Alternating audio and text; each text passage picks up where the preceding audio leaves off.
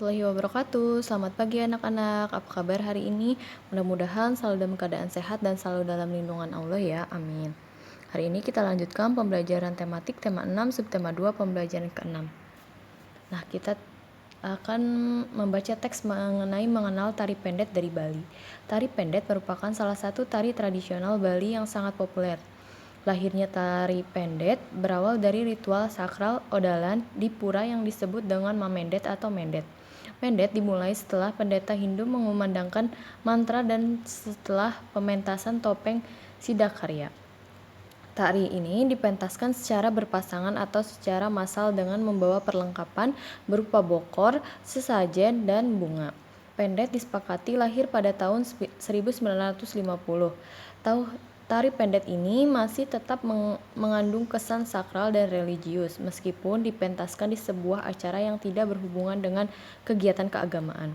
Pada tahun 1961, satu wayan Berata memodifikasi tari pendet hingga menjadi tari pendet yang sering kita saksikan sekarang. Beliau juga menambah penari pendet menjadi 5 orang. Setahun kemudian, satu wayan Brata dan kawan-kawan menyajikan tari pendet massal yang ditarikan oleh 800 penari untuk ditampilkan di Jakarta dalam acara pembukaan Asian Games. Kemudian pada tahun 1967, koreografer tari pendet modern satu wayan Rindi mengajarkan dan meneruskan tarian pendet kepada generasi muda. Selain pendet, beliau juga mengajarkan dan melestarikan tari Bali lainnya kepada keluarganya maupun lingkungan di luar keluarganya.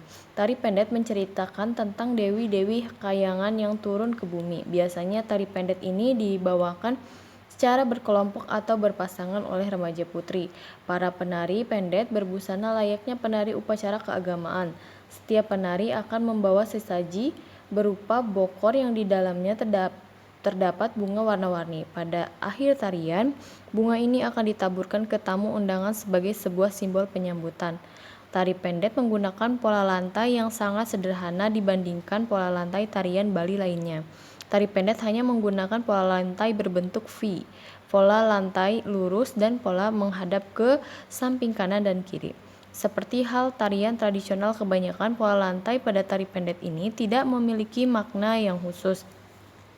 Tidak seperti tari bedaya dari Yogyakarta yang memiliki makna dari setiap pola lantai tariannya. Nah, setelah bacalah kembali teks di atas dengan seksama. Nah, berilah garis bawah pada kalimat-kalimat yang mengandung pokok pikiran pada setiap paragrafnya. Lalu buatlah sebuah diagram untuk menjelaskan pemahamanmu terhadap isi bacaan di atas. Tentukan pokok pikiran dari setiap paragraf dalam bacaan dan tulislah di dalam setiap kotak yang tersedia. Satu kotak tentu mewakili satu paragraf. Berilah keterangan penghubung yang menghubungkan pokok pikiran bacaan dengan pokok pikiran di setiap paragrafnya pada titik-titik yang tersedia. Nah, ini mewakili satu kotak ini mewakili satu paragraf, 2 paragraf, 3 paragraf, 4 paragraf. Di sini kalian garis bawahi pokok pikirannya, lalu di bawahnya kalian uraikan dari pokok pikiran tersebut. Kalian kerjakan di halaman 129. Lalu tuliskan pemahaman kalian semuanya di kotak yang telah tersedia. Nah, setiap kegiatan yang kita lakukan pasti melibatkan hak dan kewajiban, baik hak dan kewajiban kita maupun orang lain, baik yang berhubungan langsung dengan diri sendiri maupun dengan orang lain. Pada saat kamu mempresentasikan sesuatu, kamu mempunyai kewajiban untuk mempersiapkan dengan baik sehingga kamu berhak mendapatkan kepuasan atau usahamu. Nah, setiap apa yang kita lakukan itu tidak akan terlepas dari hak dan kewajiban. Contoh kecilnya ketika kalian mempresentasikan hasil kerja kalian. Nah, kalian memiliki tanggung jawab, kewajiban untuk mengerjakannya dengan sungguh-sungguh. Nah, hak yang akan kalian dapat yaitu nilai yang bagus. Nah, lalu contoh lainnya, pada saat orang lain melakukan presentasi, kamu mempunyai kewajiban untuk memberikan kesempatan dan menghargai usahanya dengan memberikan perhatian dan tidak menertawakannya. Kewajiban yang kamu lakukan itu untuk membantu temanmu mendapat kesempatan presentasi dengan baik sebagai haknya. Nah, itu contoh lainnya.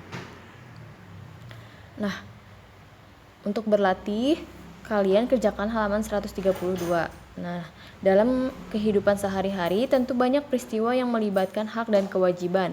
Sebagai seorang siswa maupun sebagai seorang anak, lakukan kegiatan berikut untuk menggambarkan peristiwa kehidupan sehari-hari yang melibatkan hak dan kewajiban. Yang pertama, pikirlah sebuah peristiwa yang terjadi pada hari ini atau sehari sebelumnya. Ingatlah, catatlah peristiwa yang menurutmu melibatkan hakmu dan kewajibanmu. Tuliskan hasil identifikasimu ke dalam sebuah tulisan pendek. Jelaskan juga hak dan kewajiban yang terdapat pada peristiwa tersebut.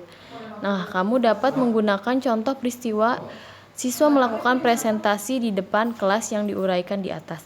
Lalu yang keempat, gambarlah peristiwa pendek tersebut dalam bentuk komik. Gunakan contoh di bawah sebagai bantuan. Gambarlah peristiwa tersebut dengan jelas.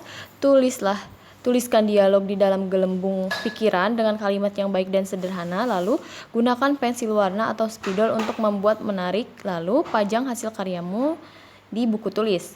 Nah, kesimpulannya bisa kalian tulis di kolom yang telah tersedia. Nah, kesimpulan apa yang kamu dapat tentang menerapkan hak dan kewajiban dalam kehidupan bermasyarakat yang kamu alami?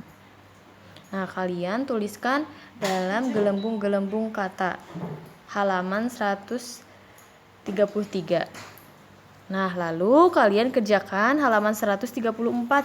Kalian buat janji kepada ayah dan ibu yang harus kalian tepati. Nah, kalian tulis di kolom yang telah tersedia. Sekian pembelajaran untuk hari ini, kurang lebihnya Ibu mohon maaf. Apabila ada yang tidak dipahami atau dimengerti, boleh tanyakan langsung pada Ibu. Ditutup, wabillahi taufiq wal hidayah. Wassalamualaikum warahmatullahi wabarakatuh.